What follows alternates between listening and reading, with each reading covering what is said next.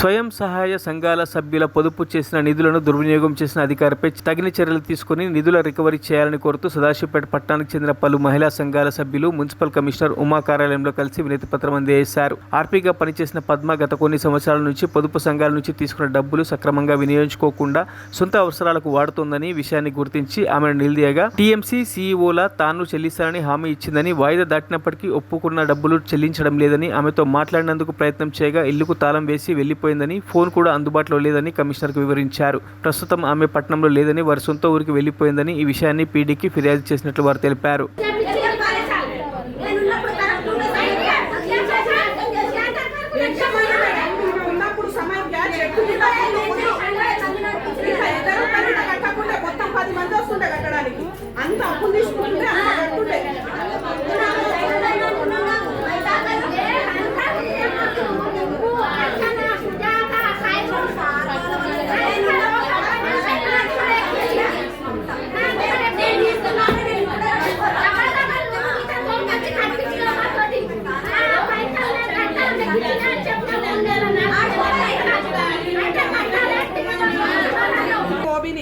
Shri Vighneshwara slam సమైక్యలో 2 years ముందు ఎక్కినాం. మేము ఎక్కి నుంచి మా ఏం లెక్కలు ఉన్నాయో కరెక్ట్ ఉన్నాయి, ఎవరికన్నా అడుగుండి.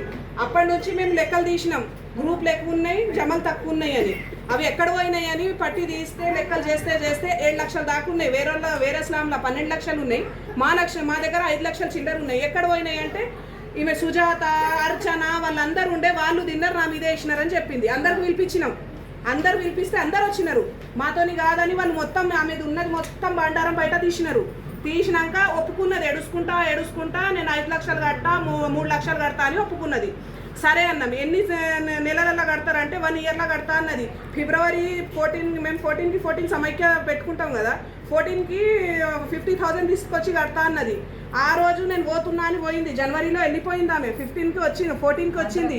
వచ్చి మా నాన్నకి కిడ్నీల ఆపరేషన్లు అయినాయి, ఇయ్యలేరు అని ఏడుపుడు. మళ్ళీ జీపీ మీటింగ్ పెట్టినాం మేము. ఆ రోజు పెట్టామంటే పెట్టించినారు మేడం వాళ్ళు. మా మాట అయినుండి మేము కట్టిస్తామంటే.